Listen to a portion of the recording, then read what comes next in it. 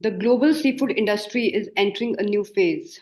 For decades, trade was built on documentation, invoices, health certificates, shipping papers, and that actually worked.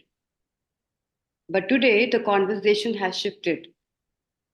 Buyers are asking deeper questions about food safety. Retailers are tightening sourcing policies. India launched the framework for digital traceability for aquaculture and fisheries, and sustainability and illegal, unreported, unregulated fishing risks are under global scrutiny. So, in this new environment, traceability is no longer about labeling a box. It is about digitally proving the journey of seafood from catch or farm to consumer. And that's where today's conversation becomes important. I'm joined by Kevin S. Edwards, Vice President, Global Market Development in Global Dialogue on Seafood Traceability, which is a multi stakeholder initiative bringing together retailers, certifiers, technology providers, producers, and governments to align around interoperable traceability standards. Kevin has been at the center of global efforts to standardize how seafood traceability data is captured and shared, helping the industry move from fragmented systems to a common digital language. Kevin, welcome and thanks a lot for joining me today. Thank you, Risha. It's a pleasure to talk about this important topic with you and with our audience today. Great. So, for my audience, today in this session, we are going to unpack what GDST really is and what it is not, and why event based traceability is becoming critical, how this impacts food safety, sustainability, and illegal, unregulated, and unreported fishing, and what this means for exporting countries like India. So, Kevin, I want to start with the basic. For someone hearing about GDST for the first time, what exactly is it? Is it a certification, technology, or a common digital language that you are trying to build for seafood trade? Thank you, Risha. So, the Global Dialogue on Seafood Traceability is a public benefit organization. It's a nonprofit that was formed in 2017 under the guidance of several foundations, the Institute for Food Technologists, who have a Global Food Traceability Center, and the World Wildlife Fund to construct a standard around how to prevent illegal, unreported, and unregulated fishing, how to build a community of all stakeholders in the supply chain around how do we define what are the terms, what is the common language, and how can we translate that in an electronic marketplace under a standard. And that standard evolved through global dialogues with more than 60 companies, more than 100 individuals in 2022 with the first version of a global traceability standard. And within that, there were elements of an agreed core standard, agreed language, and certain event-based traceability concepts, which is a GS1 foundation that enables supply chain actors to capture and share critical tracking events and key data elements within that to pass that information through the supply chain in a seamless way. In subsequent times, the standard evolved to include a capability test. So this particular tool enables software companies to prove that they can capture and exchange the GDST, common critical tracking events, and key data elements, and exchange them between supply chain partners. That facilitates interoperability, which is to say the exchange of information. Most people are very familiar with interoperability in the banking system or in other financial transactions. The advantage of the GDST in establishing a standard for this means that all supply chain actors can look to that core standard and that common business vocabulary from both GS1 and the GDST's adaptation for the full seafood supply chain. The most important part of this always has been that it is led by industry, for industry, and in bringing in other stakeholders such as governments and non-governmental organizations, software companies, and others. We're building a community of seafood traceability professionals who all have an interest in understanding why go from paper to digital, how do I go from paper to digital, what is my return on investment going to look like if I make this decision, how can I be a better supplier, a better fisherman, how can I use the data. The next generation of setting up this whole traceability model is actually having the GDST help the community find better ways to use that data by setting standards. And of course, with that, standards create efficiencies. So we're very much oriented towards focusing on the seafood industry at this time.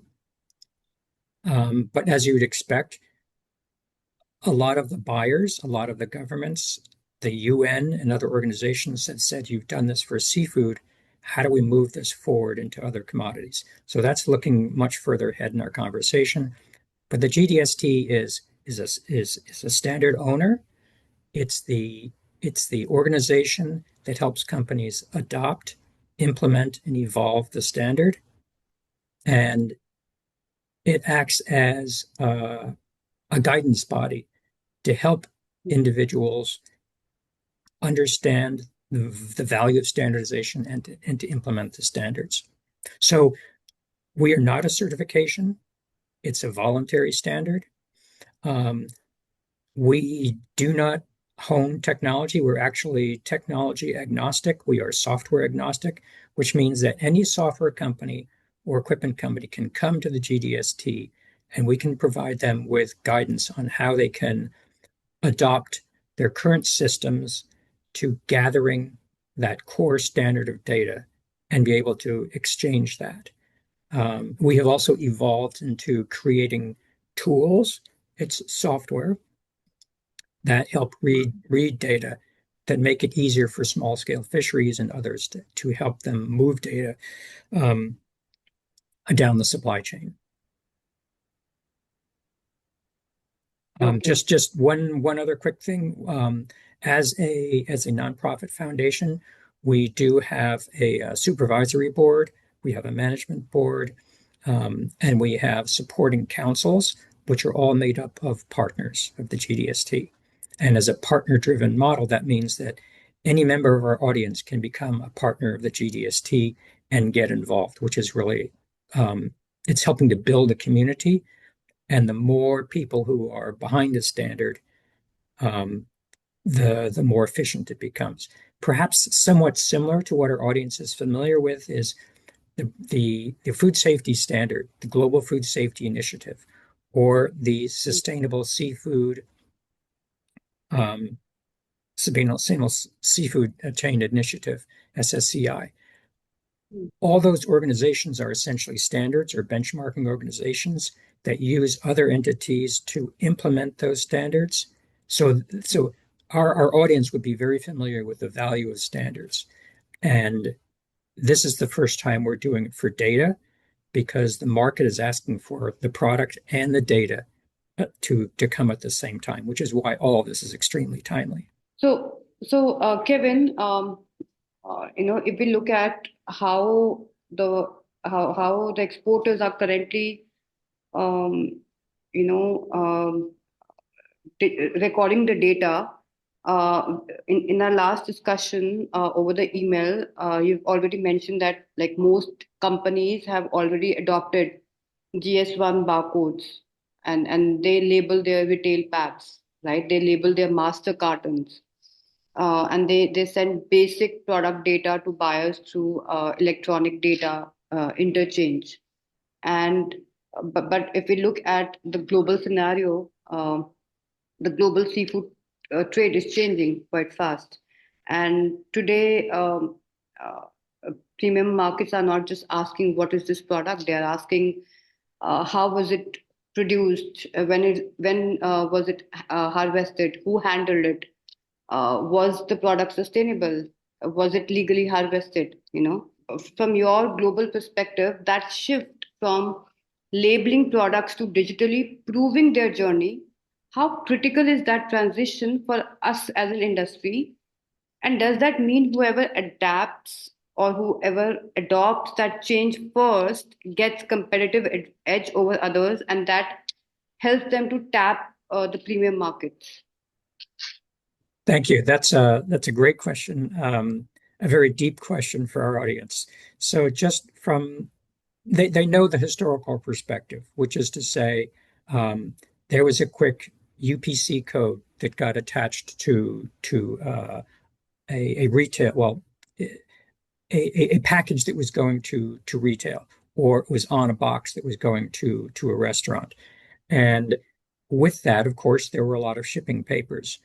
Um, with that, there were certificates for food safety certification. With that, there was a 20-page audit on social compliance. Um, and along with that, there might have been another set of reports which related to meeting a regulatory requirement um, for understanding where was that fish caught.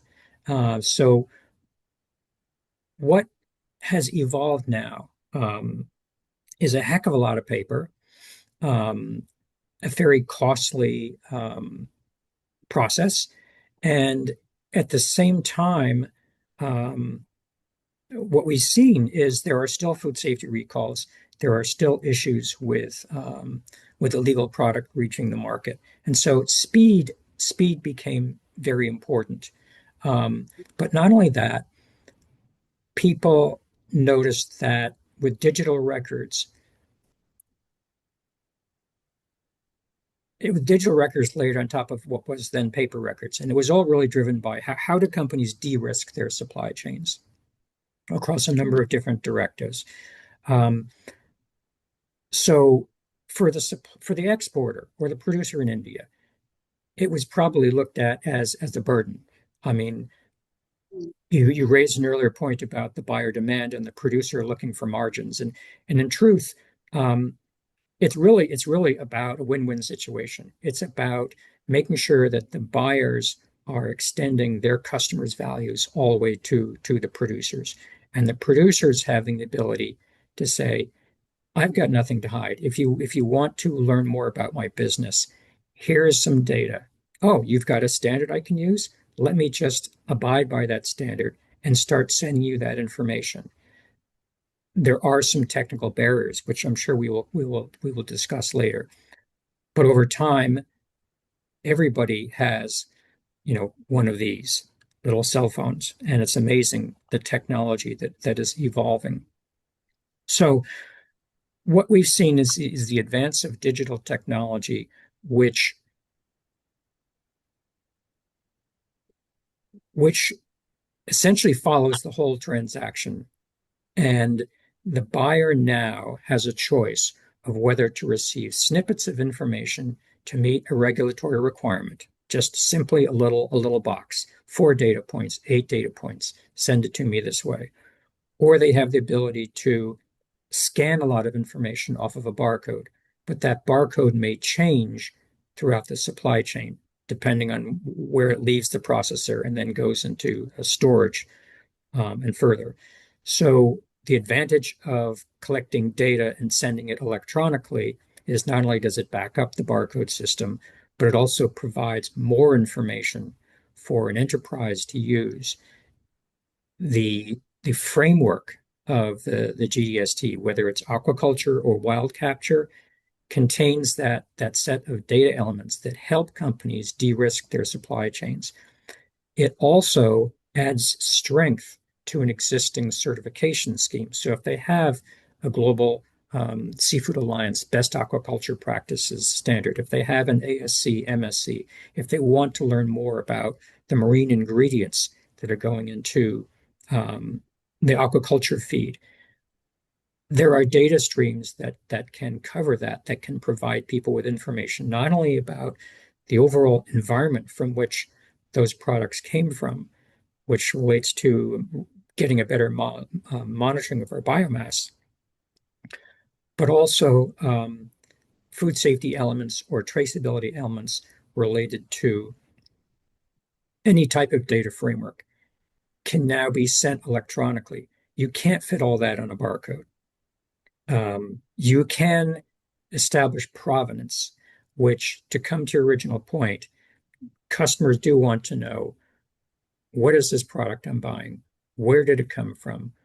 Who harvested the product? Was there any, slave labor involved? And not so easy for someone to tell a story like that in a barcode. But you can get, with a data set, more indications of what's happening.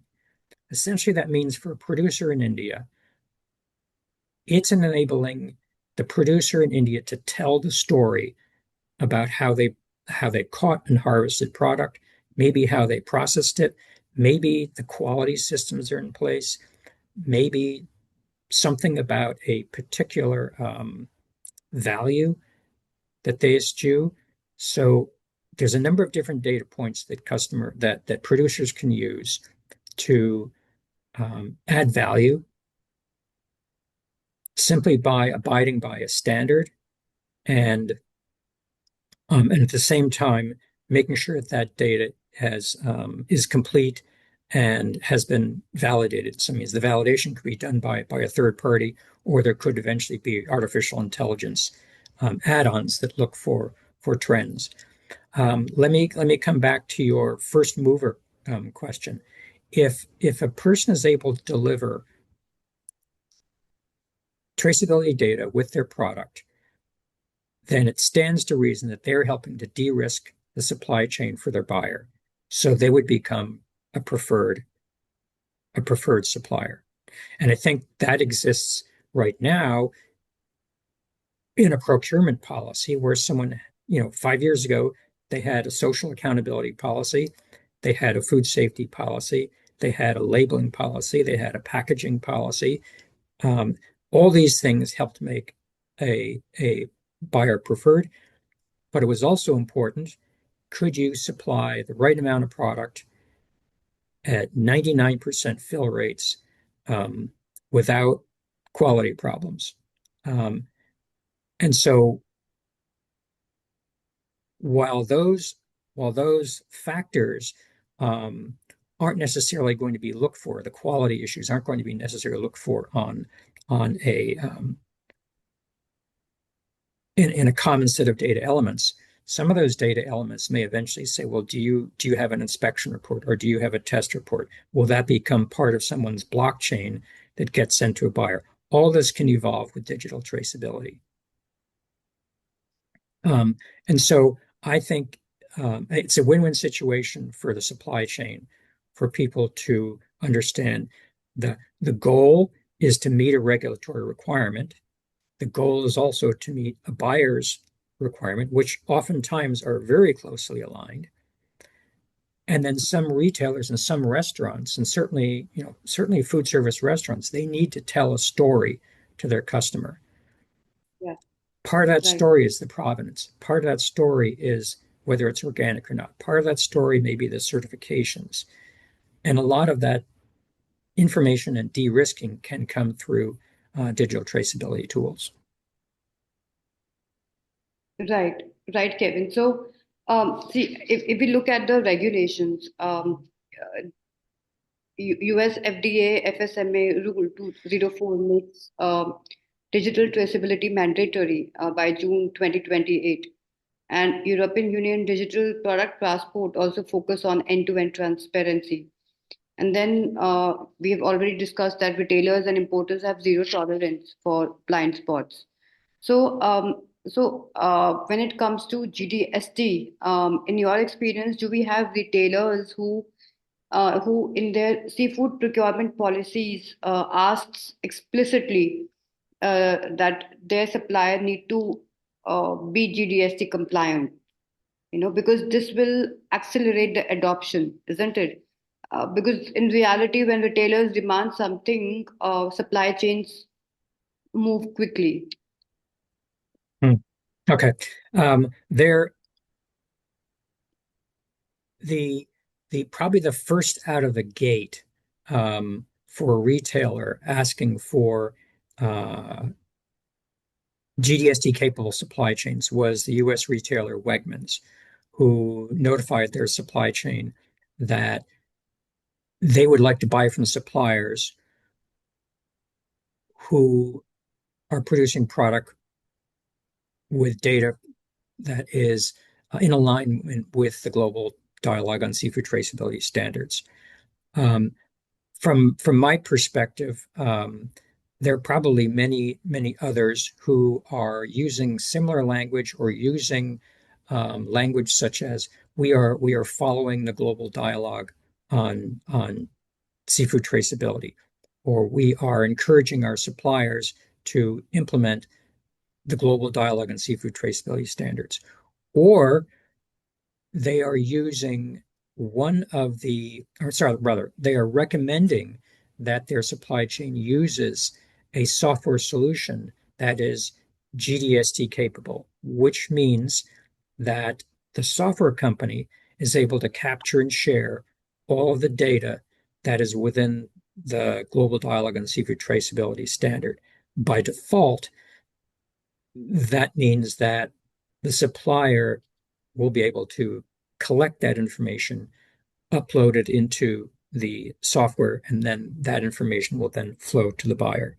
Um, so the best way for a member of our audience to understand what companies have made commitments about the GDST standards is to go on our website, um, where under there's a who's involved section, and then there's also a commitment section, and we have statements on how they've made commitments to to adopt the GDST standards, or they have said we will we will implement the GDST standards in shrimp supply chains in India by 2027. So that there'll be a variety of commitments.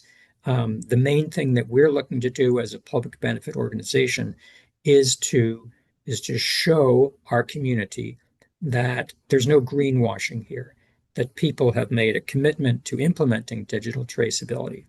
Um, so what's important to me is there's currently over 130 different organizations um, that are GDST partners, and of those, about 50% of those are buying product from India or are providing services to India, such as some of the software solution providers that are based in India, or a company like Devi Fisheries that has been I would say very active in promoting best practices as a role model for other organizations in India. Um, Not just because they're large, because they are just, I think, a leader in community engagement in terms of food safety, in terms of sustainability, in terms of deep reaches into their supply chain.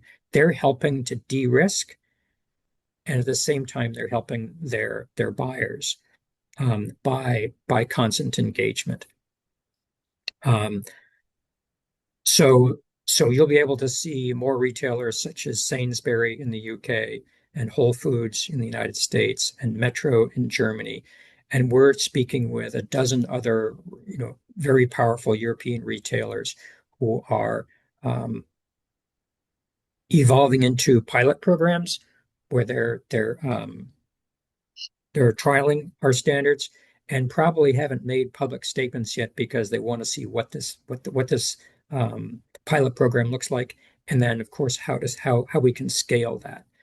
Um, and Right. I think another really important thing about buyer power is almost all of the retail and food service restaurants around the world are asking people to be certified for the Global Seafood Alliance best aquaculture practices or best seafood practices, um, have an ASC or MSC certification or chain of custody certification, um, or have um, or have a fishery improvement program in place, which is moving towards Yes. one of those certifications. Each one of those certification standards, whether sustainability or food safety, also has endorsed the GDST. And so by default, if someone is going to have a certification, then those standards will be asking to be collecting GDST capable data. So there's a lot of traditional buyer. There is the importer as a buyer who is asking, and there's all of the standards by which they are operating to support the GDST standard, to support the suppliers, their suppliers, to understand standardization and adopt the standards. Right. So, Kevin, how does GDST create alignment between retailers, certification bodies like ASC, MSC, Marine Trust, producers like Davy Fisheries and Captain Fresh, and technology partners like Tralexo and Seasoft and others? So uh, how GDST plays an important role in driving market pull by aligning all these stakeholders with respect to driving traceability in Indian context. Thank you for the question. So um,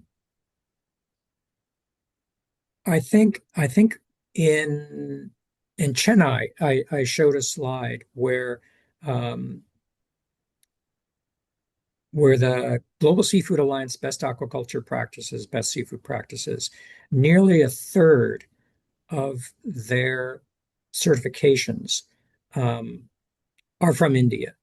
So in the world of aquaculture, and perhaps in a smaller sense of well capture, but I believe this statistic is all aquaculture.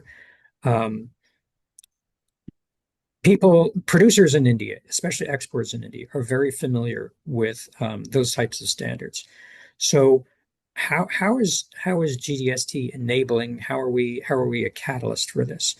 We started out, as I mentioned within our history, about having these dialogues, um, and these dialogues are now occurring virtually 4 times a year. And we're also convening a host of different sessions at some of the major seafood conferences, bringing best practices forward. But the idea is that, much like was brought up at the World Seafood Congress, this has been an evolution of cooperation and collaboration. And I think that those food safety standards have set an excellent precedent, or some of the socialization of the labor and human rights monitoring have set an excellent precedent for people to understand that ideas can come forth and are best understood when all members of the supply chain um, can come together and have a voice, and that is essentially how the GDST has evolved through our dialogues, through our technical council, through our working committees, which is again our partner committee. But we continue to have an impact even outside of our partners through different means of outreach. As a philanthropically funded organization, every every document that we have on our website that offers guidance is open source.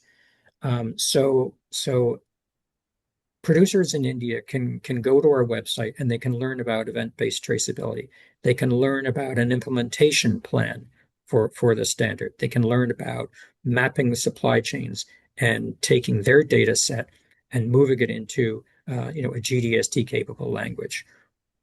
Or they can find out what software solutions can actually do that for them. It's an entirely symbiotic community that is helping people understand, adopt, and implement digital traceability. So retailers play an important role because they're the ones that are closest to the customer, and they actually bear a tremendous risk if there is a recall, if there is an incident within their supply chain that would be considered a brand risk. So their procurement policy, whether it is for digital traceability, whether it's for a specific software solution, or whether it specifically mentions the GDST, that all of these contribute to producers in India understanding. And I think what's important is that this means and mechanism for implementing traceability was and is being discussed with 11 different governments, which includes interoperable traceability that the U.S. government has discussed, the EU fisheries control about using the GDST as guidance for not only helping to define what is digital but also what is interoperable. The government of Indonesia that had a fisheries control system that became GDST capable, the workshops that are being constructed in Indonesia to help the industry implement that, and coming to India with their very extensive national framework on traceability for fisheries and for aquaculture, following along the same model of cooperation and collaboration, having listed the GDST in their bibliography and having engaged with us at WSC and later this week in Kochi to discuss how to build a successful implementation. So what may start at a retailer's buyer wish is really running parallel to a regulation to protect the interests of the consumer. And as the seafood industry is a global one, the supply chains can connect and the governments can follow what each other's doing and tailor something to the unique aspects of India, as I learned from wild capture to pen aquaculture, to inland aquaculture, to brackish water. There's so much going on with different stakeholders that it's really going to be some exciting times of how we all collaborate towards supporting the industry. Absolutely. Absolutely. And I genuinely feel that there's a huge scope to align like-minded stakeholders and bring them on a single platform where we build a symbiotic community, where they come together under the GDST framework to drive universal adoption, because they all have to come together towards the common goal and share responsibility to make their supply chain transparent, right? And Yes. like you said that there will be a meeting in Cochin where all the stakeholders are meeting and discussing about how the systems can become interoperable, right? Yeah, With the I'm going with to the just add. I'm yeah. just going to add one more piece for our audience, and that is the Fishing Industry Association of Papua New Guinea produces a massive amount of tuna that is shipped globally, and they wished to de-risk the production of tuna. The vessel catching the harvesting and the processing of tuna. So they gathered within their framework and data system a whole lot of critical tracking events and key data elements beyond what the GDST um, standard require. So that brings me back to the point about India. If you use the common language and event-based traceability, you can carry as many data points as you like. You don't have to share them all with the buyer. That's the important thing. So the FIA-PNG, the Fishing Industry Association of Papua New Guinea, aligned with the GDST standard. So they're able, from their large data set, to pull out just the data that fits the GDST standard. So they modeled first their pilots, their integration for the tuna industry, the essentially industrial tuna industry, and they are implementing the frameworks now for artisanal lobster production. So essentially, they're building the case to show everyone, okay, we've gone from tuna then to lobster. Here's how it works. And so there's excellent cases. Marcelo Hidalgo, who was up on the podium with us in Chennai, gave an excellent review, and he's probably one of the first case histories of implementing the standards to help de-risk the supply chain, how to help to promote tuna from Papua New Guinea, and I see a lot of governments interested in a model like that. So again, collaboration on a common standard to help move the industry forward. Right. And if we talk about India specifically, India is one of the second largest fish producer and one of the largest exporters. And we already discussed that one-third of the BAP certifications are happening from India, right? On Yes. the other hand, India is a fragmented country. We have a long coastline. We have 400 plus modernized, processing factories. We have 1 lakh over small scale shrimp farmers, Mm. right? Uh, and my question is that, of course, there's an opportunity to collaborate between GDST and Indian authorities, but how much work you see that needs to go into aligning national systems with global traceability expectations, given the complexity of our of our coastlines, of our Indian aquaculture systems. So the only way I can answer this question is to and I think the country of India is one of the most patient in the world because I've experienced their traffic, and it would drive anyone in the United States absolutely crazy. But the level of patience and harmony is is why I think things can really work well in India because it's really all about a journey. It's about understanding what they want to get to and who's asking for that. So what we're really talking about is we need to get people to understand that traceability, digital traceability, will be a journey. That it will start where the export community or where the government, and there's probably aligned, where they want to start first.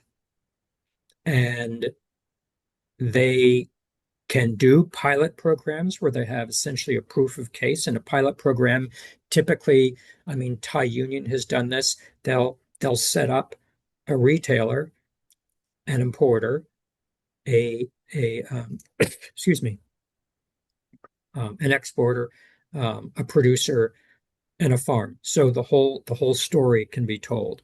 They may not include the hatchery, or they may choose a partner that is vertically integrated simply for simplicity. But the journey starts with a framework for pilot programs. And I think that certainly the government of India will probably run several of these pilot programs because A lot of it has to do with how do we bring along the farming community? How do we bring along the existing infrastructure and set up the systems for reporting and compliance? There's a lot of really interesting activities happening within India um, with Aqua Connect, with Aqua Exchange, with Captain Fresh.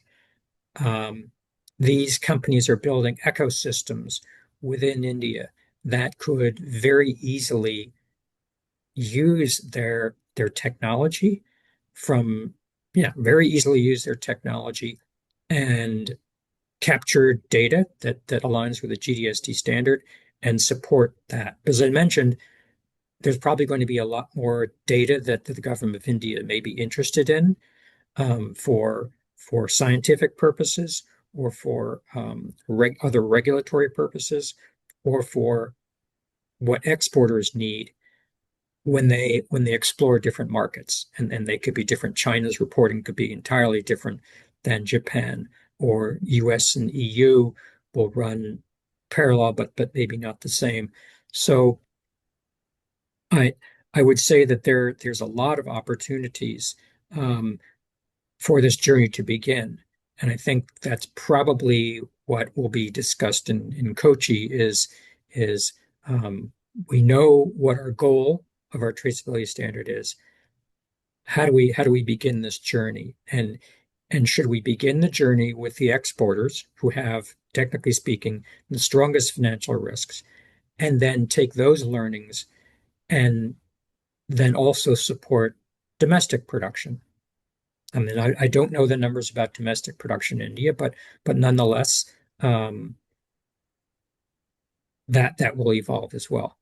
And I think the government of India would also like to increase the number of species. They would like to um, work more on logistics and infrastructure and cold chain for the wild capture. So that infrastructure may want to be fixed first before they implement digital traceability. So again, it's going to be a journey, and it's probably going to be picking, what sectors are the most important for the economy and how to get engagement from all the stakeholders. Yes, absolutely. Because on one hand, we do have several associations working on the FIPs to help those fisheries comply with the MSC standards. And then on the other hand, we have uh, global standard bodies like Marine Trust who are working on FIPs to ensure that the feed ingredients, the marine feed ingredients that comes from the responsible fisheries should be used in the feed mills to ensure that the chain of custody is fully traceable, right?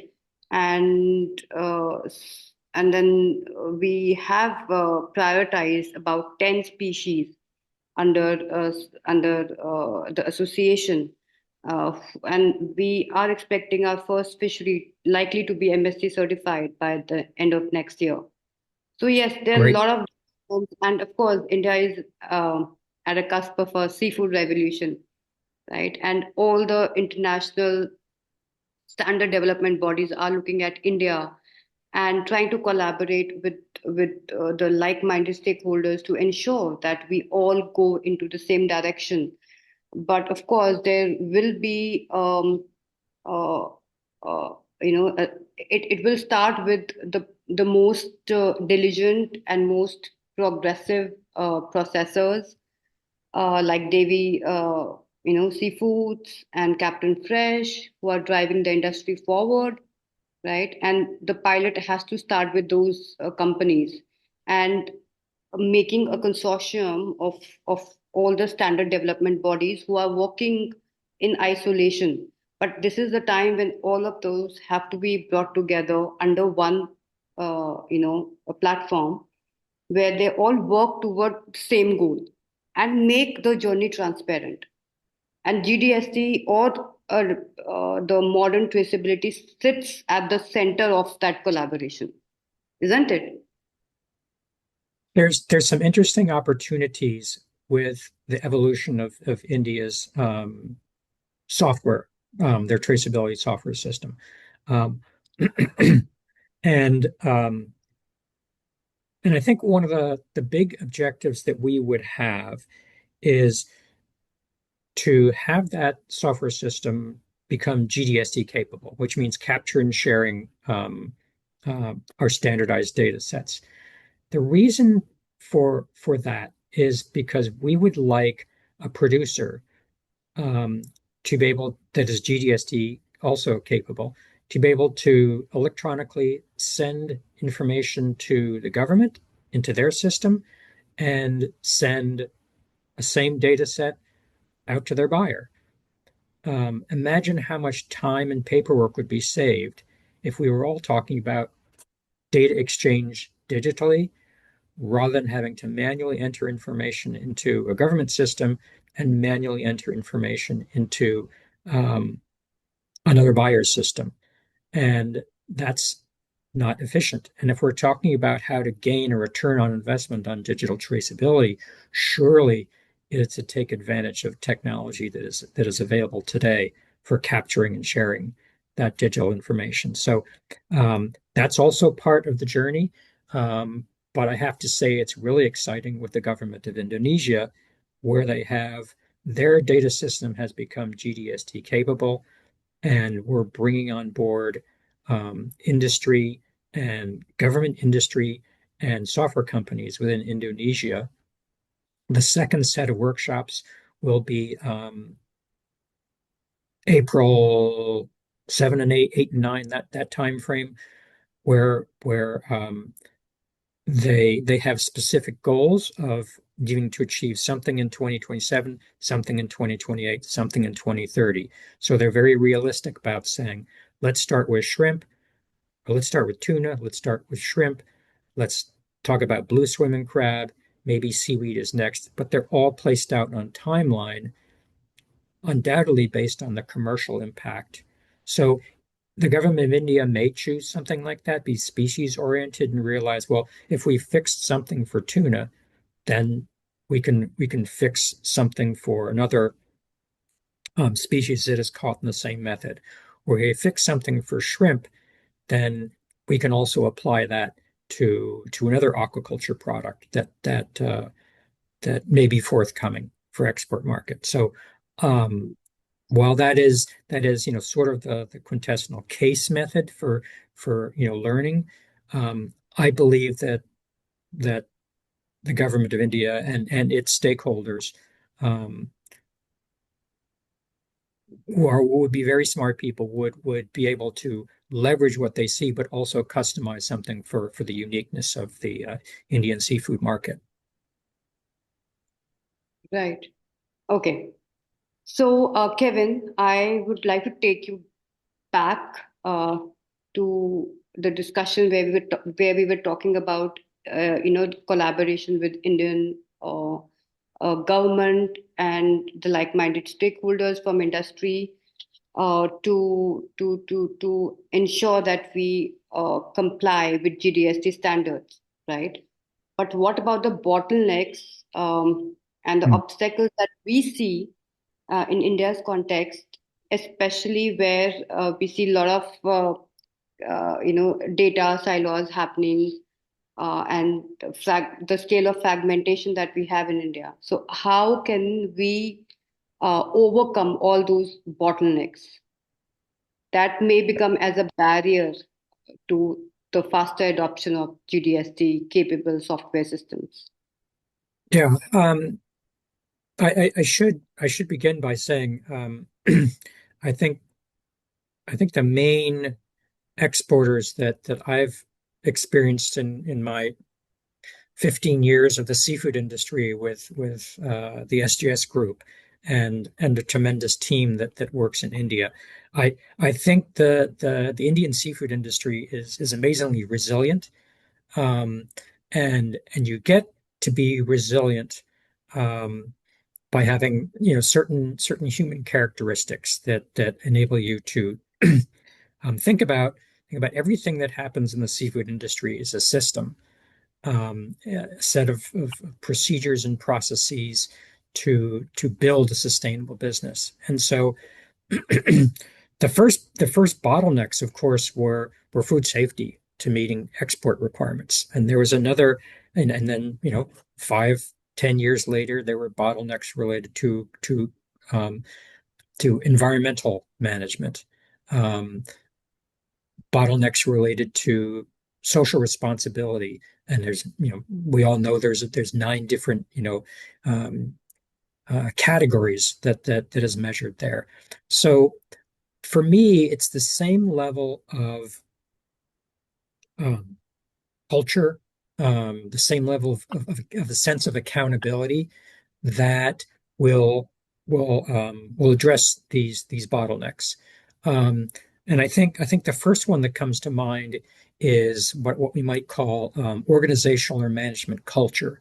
And that was brought up as one of the leading global challenges in implementing better food safety. And I think it really applies because it is. I mean, I think you can apply HACCP to everything. You could probably apply HACCP to understanding how to implement traceability. Um, and and so I think one of the first things to overcome um, the organizational culture issues is recognize that there's a tipping point that is reached in an organization where there are more people who are advocates than antagonists. And what I mean by that is there's more people who want to see something happen because there's commercial advantages to do so. And because if they don't comply with the regulation, they simply won't be able to export. So there's a point where those protagonists, those people who are really for change, will um, will then seek out what they need to do to help implement. And that really could be access to resources and training.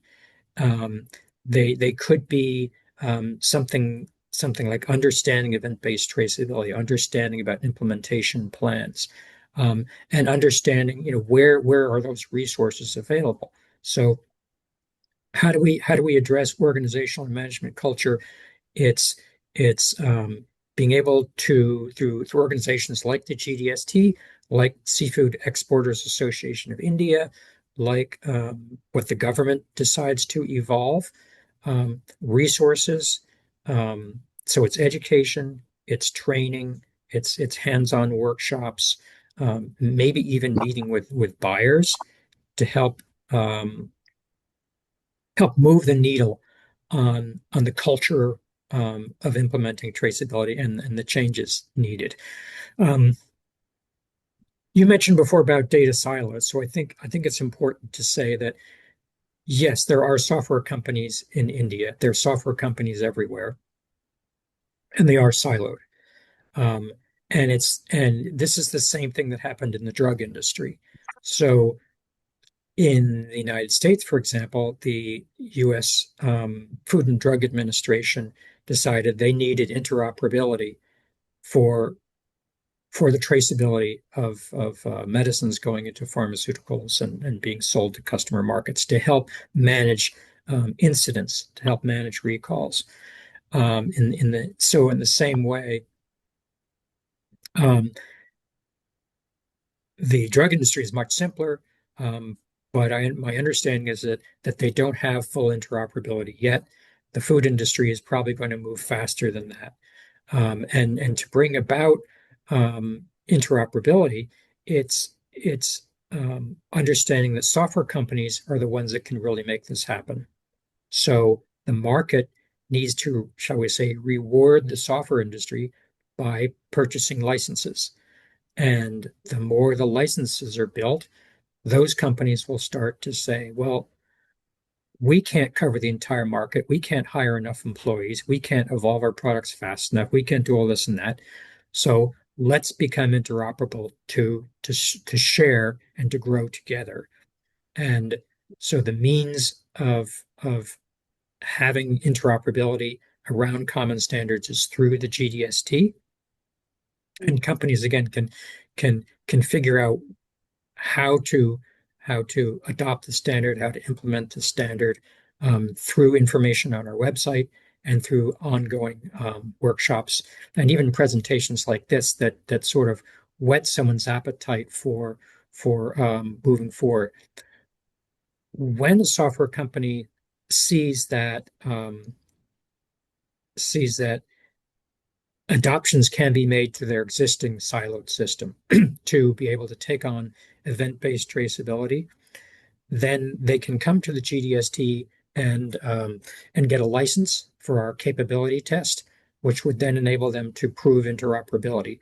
And we have maintained a list of those companies on our website. So if any company in India wanted to say, okay, well, who is GDST capable? Their information is there and their link to their website is there. If they want to see who else is developing interoperability, there's another list that's right below that one. So we provide those resources to help the software companies get out of the silo and become interoperable. But we also realize that some software companies, it's a heavy list. They're focusing only on greenhouse gases, or they're focusing only on soy or palm oil or deforestation, because there's a world of traceability that's crossing elsewhere. But Yes. what we're hoping to do is to say, okay, if you are engaged in a buyer's need for sustainability data, which initially might take the form of environmental issues and labor and human rights, then the GDST is the right platform. And if these companies get involved with the GDST, they can help evolve other data frameworks that would be of use to the industry, which would in turn become part of a firm's interoperability. So I think another bottleneck is really how government and industry are aligning. Um, my sense is that both in the United States case, in the EU's case, potentially in any government's case, like India, there's a tendency to, or there was a tendency to overestimate the financial resources of the industry, to overestimate the timeline for adoption, to overestimate the complexity of the supply chain. And all those have created a bottleneck, not Mm. least of which is the cold storage system, which was able to take in a certain amount of information, relabel that information, and send it out, but there was no traceability back through this big cold storage facility. So software is evolving, and that relates, more to the interoperability issue and the design issue. But I think if governments are realistic about how to start interoperable traceability um, and how to set realistic realistic timelines, they won't discourage the industry from participating. To have a January 2026 deadline moved to July of 2028, well, that didn't slow down some retailers from saying you need to have traceability because the law is actually in place right now. It's only the enforcement date that moves out to 2028 in the case of the United States. So a lot of people and their supply chains will ignore everything until December of 2027, and then they will be scrambling to try to implement software solutions across their enterprise, and it will fail. So in that case, being realistic about the timeframes and making sure that everyone supports that with the right amount of resources, using I think all the available tools can help reduce that. And I think the last bottleneck, which I considered this morning in light of global events, is really commercial uncertainty. Um, and certainly commercial uncertainty in the industry started with the tariffs. Um, and the tariffs and the cash flow that came from the tariffs, one would have to say, took money away from other initiatives that Mm. that companies in India would have normally gone after. So the tariffs caused a substantial amount of disruption, um, redirection of capital, and creates a bottleneck. Um, and keeping in mind that the notion of traceability and digital traceability means that if someone is slowing their investment in software because they don't know what's going to happen with the tariffs, that slows the software's implementation, that slows the concept of interoperability. And so it has created some bottlenecks, it's created some uncertainty. And those are probably short term, as we've seen, because the attitudes about tariffs are changing, and and for that matter, other markets are opening up, as we've seen, where um, the government, prime minister, and the industry have said, well, let's not just focus on one, large U.S. market. Let's look to see um, how we can meet the needs of Europe. Well, Europe also has a traceability initiative. They're looking towards digital, they're looking towards interoperability. So the investments made for one market are the investments made for another market. But aligning around a standard means you've done the major work. And that's probably the most significant part. That's the way to, I think, get by that bottleneck, is to realize that traceability is really a global initiative. I was having a podcast with Jayan from 12XO yesterday. Okay, Yeah. so yeah, we were talking about this that I think the in future the trade will not be blocked with the tariffs. It will be blocked with non-tariff barriers. So wherever we go, we would need to demonstrate compliance with traceability, Yes.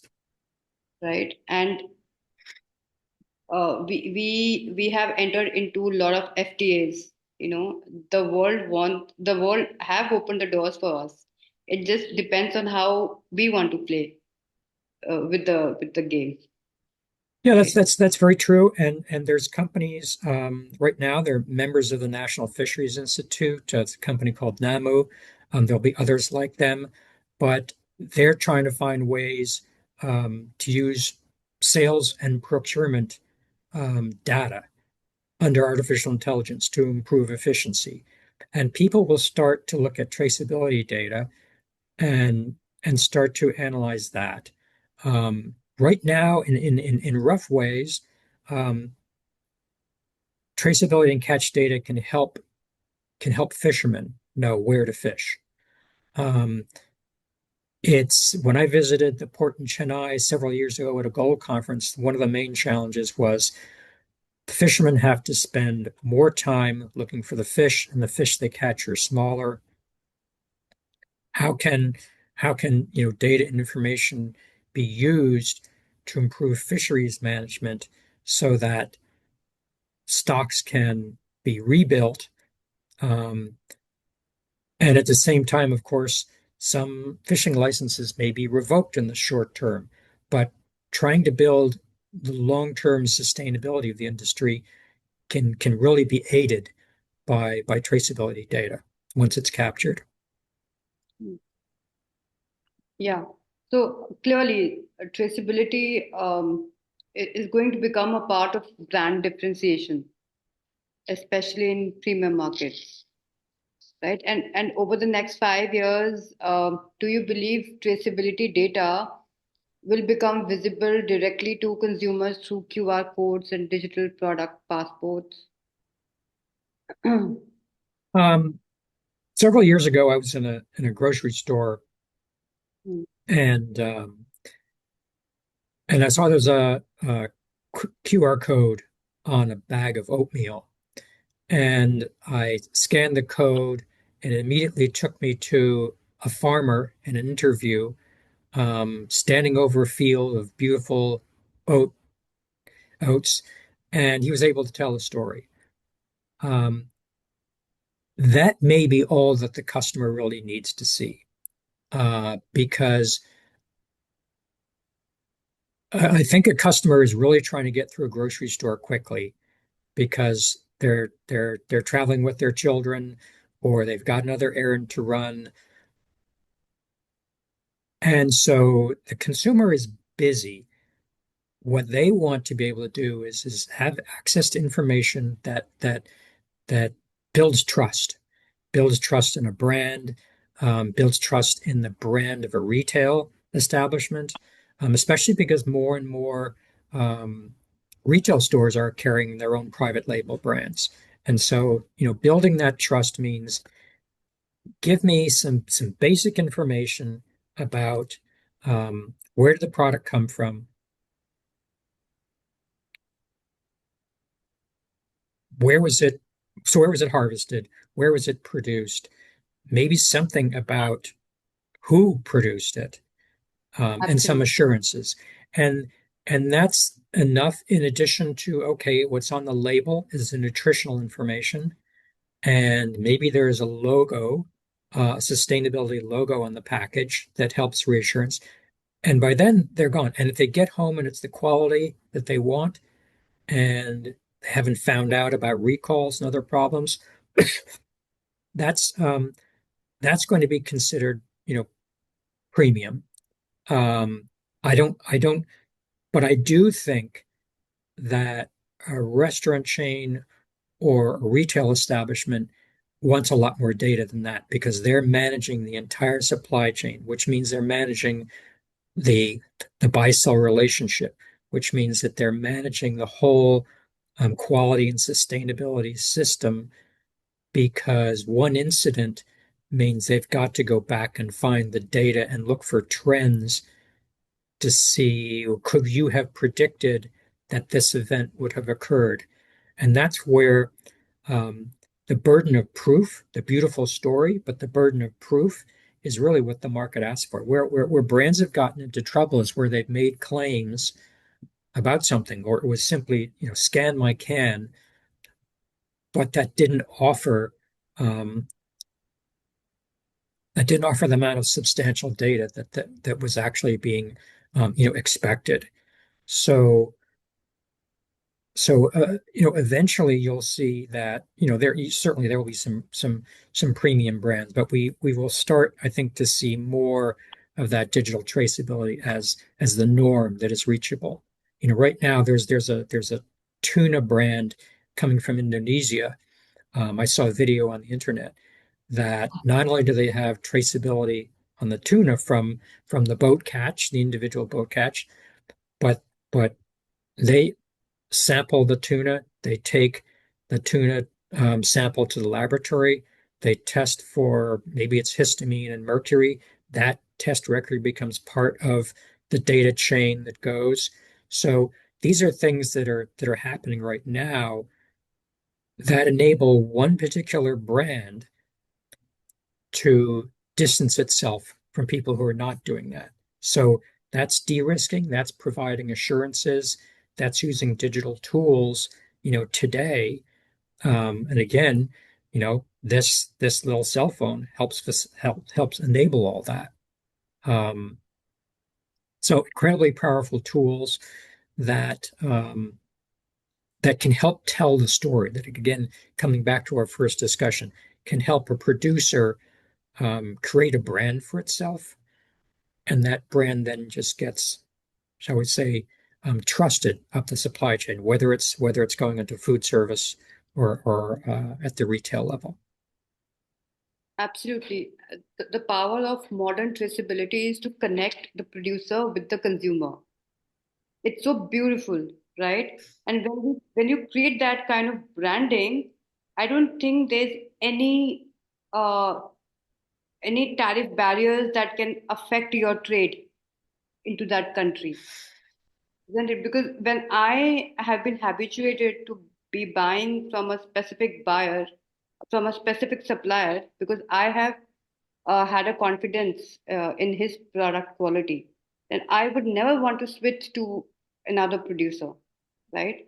And then again, we were talking on the podcast yesterday that he was telling me that today Gen Zs are asking for traceability. I said that I'm not a Gen Z, but I still look for authentic product. I still check the ingredients, and if I'm given more information, where is it coming from?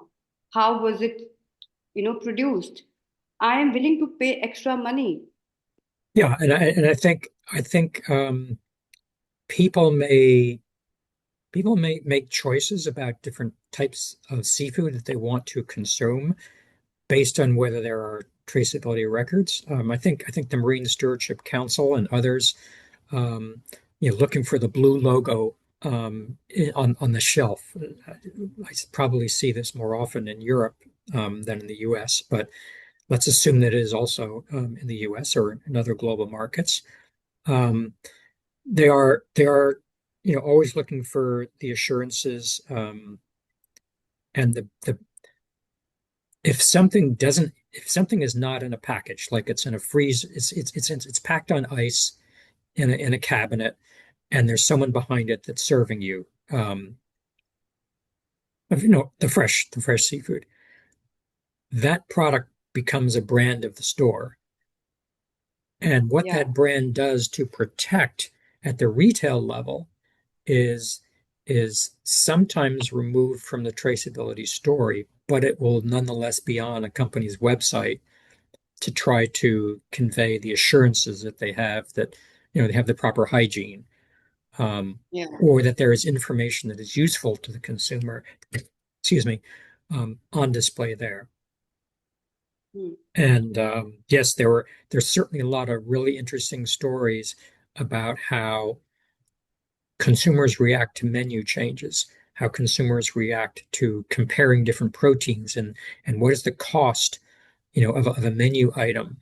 And so some it's interesting at the National Fisheries Institute, the conclusion is, whether it's the Gen Z or someone else, but sushi, raw seafood is a high margin, high profit, excuse me, high margin, high consumption and growth part of the market right now.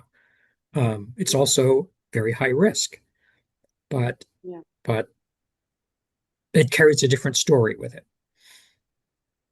Hmm. Right. Clearly, it's a choice. See, there are two Yes. categories of consumers. We can cater to mass consumers, or we can cater to consumers who want value, or who want quality food, right? So clearly, it's a choice. There is a market. There are regulations. There are opportunities. It's a matter of choice, and who wants to be the showstopper of the entire, show. And then if one moves, then the other follows, and that's how it becomes. That's how it evolves. Yeah, so I want to touch upon quickly on a few questions that would help us understand how GDST work together with GS1 standards like electronic product code information systems to create interoperable event-based traceability. And is it considered a more effective solution compared to forcing traceability data into traditional electronic devices that is being currently used by the exporters? Mm. Okay, that's a complex question. I'll try to answer that um, in a number of ways. First, the GDST standards are built on GS1's Electronic Product Code Information System, EPCIS. Um, they're built on GS1's Common Business Vocabulary and the GS1 data link. So those three core elements help build the mechanics of how our standard works. Um, we created our own um, some elements of this of the business vocabulary, and within our critical tracking events and key data elements matrix, which were not initially part or coded as part of the GS1 standard. So, in fact, when you implement the GDST in terms of using it, not for barcodes, but for data, you you can actually use coding that is not predicated on all of the GS1 standards. That said, we collaborate with GS1 in a number of different ways, but we operate independently from the barcode industry. And there are people who can create barcodes without the organization of GS1 being the creator of those barcodes. And that may happen in international markets or otherwise. There's software companies that are taking all the different data records, and from those data records creating barcodes.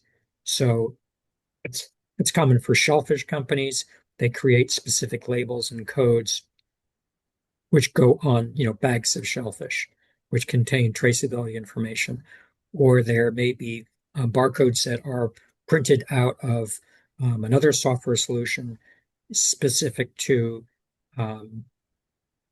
containing all the lot code information, the traceability lot code information, the location, global location numbers, the trade item numbers, all that can be stored on barcodes. But that is like a separate output. The barcode is essentially a data carrier. And it essentially runs parallel to, if anything happens to that barcode, it gets damaged, it gets water damage, whatever. You still have traceability data that is, GDST capable, that contains all the essential critical tracking events and key data elements that can be sent electronically. So the main thing is that even if you were just capturing information from your inventory, and you had all of your bill of materials, and you had your shipping records,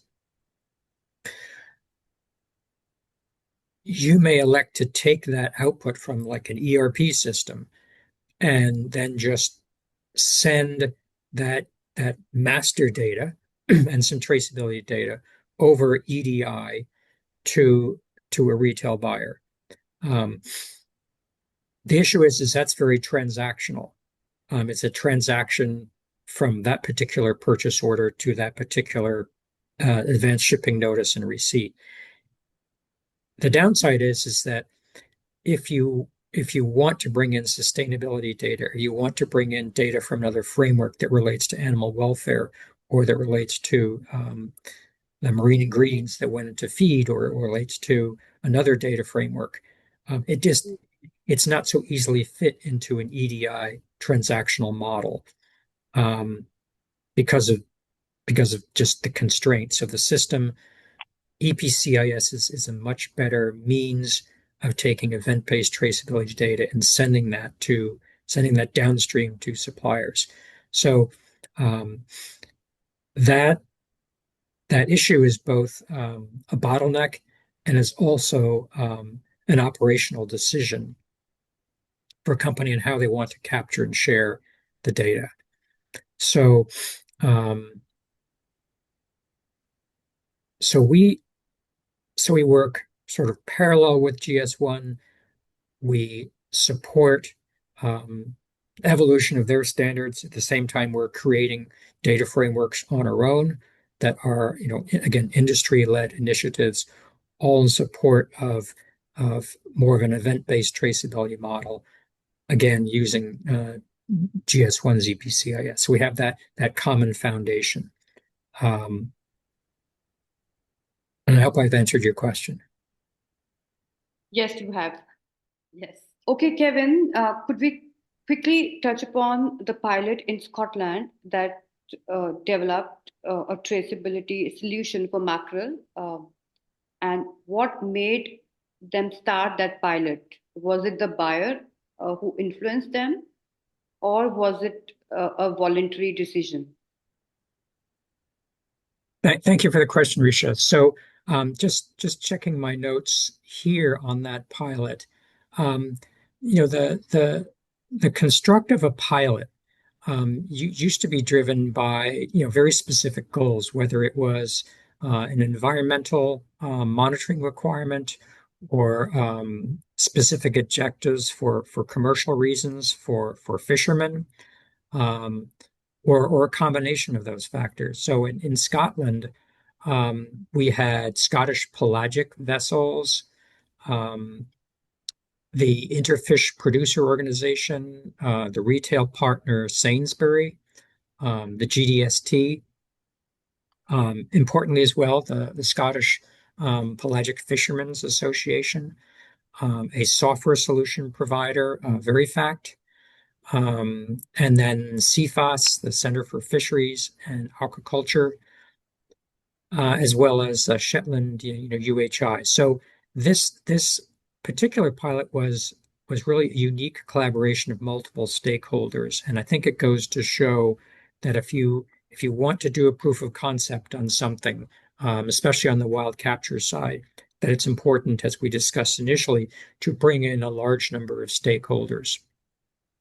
Um, One of the citations was, just offering quotation, perhaps the most importantly, it is an outward demonstration of the responsibility and sustainability credentials of the Scottish pelagic sector that has provided sellers with a story to differentiate their offering from others, which they may use to give consumers the confidence and peace of mind that they may know the source of their product. um, that gives you an idea of the purpose, that gives you an idea of the outcome, and then relating back to that buyer influence that we talked about, having buyers as part of the building of a pilot or building of a successful supply chain would be Dave Parker, head of fisheries and aquaculture at Sainsbury, commenting, "We are delighted this fantastic pilot project has come to fruition. We source globally, and this is one of the best traceability regimes I've seen to date." And I think, again, for a pilot, cross-sector collaboration, specific harvest, use of GDST standards to corral around the definitions of traceability and what objectives they wanted to prove were part of this. So that that and the details of that pilot are on the GDST website in our news and events section for people to reference later. And I think we can use that type of knowledge to also support India in terms of when the government wishes to frame some new pilot ideas.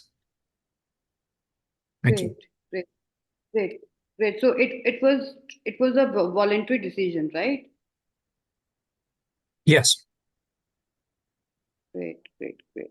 And Kevin, what are the major buyers, if you have in your mind, if you can just quickly share the names of those buyers who have publicly committed to GDST standards? Sure, and we did speak a little bit about that before, but just to name some names that our audience may be familiar with, checking my records, we have Whole Foods Market, we have Wegmans, Tesco, Sainsbury, Odyssey Mm. Super Frozen, Mitsubishi, Metro, Mars, the the one of the world's largest pet products companies that uses seafood in recipes, the Iberostar Hotel Group, another retailer called HEB operating in Texas and Mexico, and as well a unique business called George Aquarium. Um, with that in mind, I think it's probably good to understand what some of these buyers are looking for in traceability, how they're distinguishing themselves. We spoke about that a little in more detail, but I'm going to read for our audience a citation, which is from Michael McNicholas at Odyssey. He says traceability is a fundamental to all efforts surrounding sustainability and human rights. It ensures the delivery of comprehensive, tamper-proof information about the product's journey from harvest to plate, and especially crucial when transshipment occurs on high seas. And we're primarily talking here about super frozen tuna. Hmm. Um, Michael mentions he's had a long-standing commitment to pioneering electronic interoperable traceability, as reflected in his, personal dedication as chair of the Global Dialogue on Seafood Traceability. Their specific aim is 100% digital traceability from vessel or farm for all the products that they produce. Um, and and we referenced also, some standards that buyers ask from other suppliers. This would apply, for suppliers from India as well. For Odyssey, they focused on four primary benchmarks for programs. GSSI, the Global Seafood Sustainability Initiative for Sustainability, SSCI, which is a Sustainable Supply Chain Initiative for Human Rights, the GFSI, the Global Food Safety Initiative for food safety, and the GDST for traceability data. So that's both, some usable names and recognizable names, as well as a nice quotation from one that's giving our audience a little more detail on the rationale um, and the supporting collaboration. Great, great, great. And I quickly want to ask you one last question.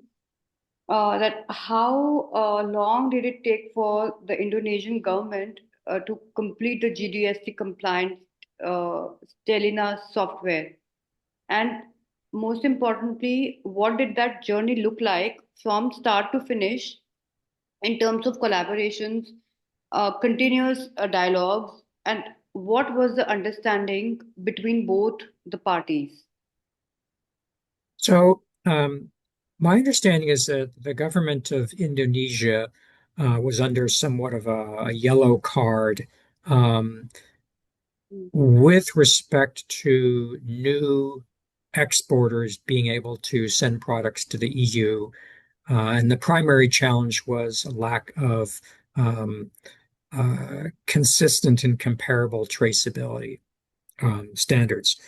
And so, as we are aware of this, the GDST started to collaborate with some of the um, larger associations, um, like the AP2HI and the Poland Line, which is Poland Line Federation, and the concept of fish traceability. The dialogues with GDST started in August of 2024. The clear objectives were to align a national system with the GDST standards, um, and which had the EU CAT certificate as part of its data framework. And then by January of 2025, so that's roughly 5 months later, they agreed to adopt and implement the GDST standard. And part of that would include um, the use of the Indonesian government Marine Fisheries, Council, um, adopting the GDST standard and making their Stellina system GDST capable, which, as I mentioned, sort of hinted at earlier, it means that when we work with governments, we offer them the free use of our capability test, and we provide, the free time and consultation to the government for helping to implement a standard. So the Stellina system was able to announce in May of 2025. So that was roughly 5 months later that their system was GDST capable. Now, that that then enabled them to move forward and and then set the next timeline for when they were going to begin the implementation for tuna, for shrimp, and crab, and so forth. So that offers, I think, a pretty good guideline, but each system is unique. And again, I mentioned they're very species specific. So if the government in India says, let's work on shrimp first and foremost, Yeah. and let's to see what is the existence of one of our current systems, because I believe that India, one of the agencies has an existing traceability system. We'll go through that mapping process and probably have that done in a couple of months, and then we look to see how do we make that system GDST capable, and then how do we actually start piloting that with some of the exporters to do that electronic capture and share. So could be very exciting, but that's kind of a good time frame to move Absolutely. forward with. Yeah, yeah. And that is something which is the need of the hour. And this kind of a platform or this kind of a pilot will set up a template for others to follow, right? And Hmm. right, great, great, great. So I feel that if there's one takeaway from today's conversation, it is this that traceability is no longer about compliances; it is about competitiveness, isn't it? The seafood industry is moving from documents to data, and with what pilots you have spoken about and the collaborations with the government, especially Indonesian government, and also a lot of buyers have committed to be GDST compliant, right? So it shows that the seafood industry is moving from documents to data, and from reactive recalls to preventive risk management, and clearly from marketing claims to verifiable proof, because that uh, that establishes a trust between the producer and the final consumer, and that's where the magic starts to happen, isn't it? So retailers are aligning, certifiers are digitizing, right? And the government, like Indian government, are building frameworks. So clearly, we have a direction. And for India, the question is simple: will we chase requirements buyer by buyer, or do we really want to align early with these standards and lead? Hmm.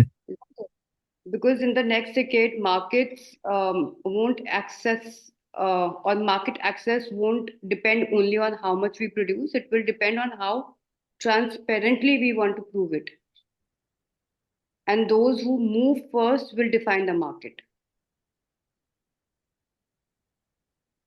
And These are GDST's role is quite significant at this point in time when India is at an inflection point, a lot of opportunities, and all it depends how quickly we turn those opportunities into real momentum by doing continuous dialogues, by doing pilots with the true stewards of the industry, and set up an example for others to follow.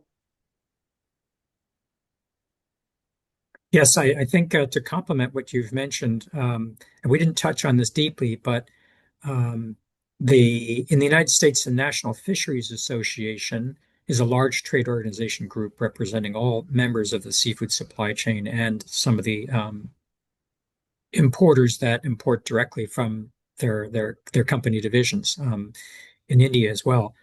And there's a lot to be learned from what the National Fisheries Institute has done to work with their industry, representing their voice with the government, um, and helping to move the needle on the implementation of the Food Safety Modernization Act's traceability rule, including assembling technical committees um, and setting up webinar sessions as well as presentations at their annual marketing conference. I think that's a good lesson to not lesson, but it's a good model for Seafood Exporters Association of India to use as well. They're so closely tied to to the exporters, um, not only by name but by geography. And so I think that the role of SEAI in helping to implement the traceability plan would be one of, as we say, of cooperation and collaboration to bring about all the good points that you had mentioned. Absolutely, absolutely. Any closing thoughts, Kevin? Risha, thank you so very much for this opportunity. Were it not for LinkedIn and the excitement that social media provides, perhaps I would not have discovered you, but we certainly would have met at the World Seafood Congress. And to our audience, thank you very much for your attention to all these discussion points. Our website is www.thegdst.org for further information. And please don't hesitate to reach out with questions. Thank you again, Risha, and to the audience for your time. Thank you, Kevin. Thank you so much for being with me in on this podcast. It really matters a lot to our audience because this is one of the most crucial discussions that we have had today. Thank you. Thank you.